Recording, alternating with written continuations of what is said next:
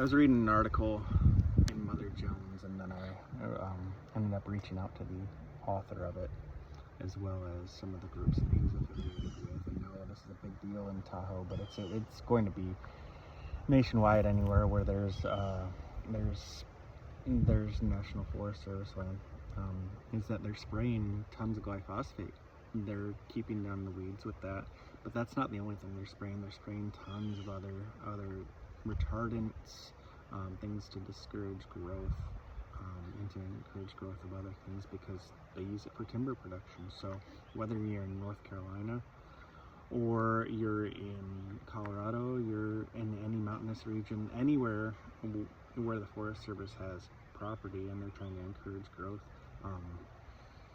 you're going to run into this situation, and you need to make sure that you're testing your water. But I don't think, from what I've heard back from some watershed groups, is that testing might not be as robust as they want it to be. Also, the agencies involved and the private companies, they often underreport what they're spraying. Why would they report everything?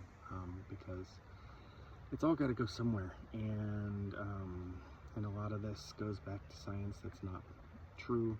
It's not.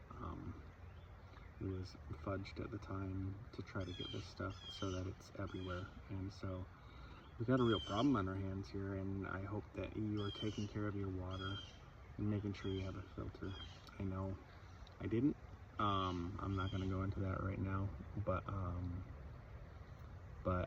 I know a lot of people have been and will be impacted by this. And so if you live in one of these areas where you are getting your water and you're just trusting that it's healthy, pure water, you need to make sure that you're putting a filter on it, because there's a lot of stuff that's going into our forests, going into the aquifers, going into our water sources, and into our air, that's going to show up to be really detrimental to the people that live around it. So make sure you're taking care of yourself.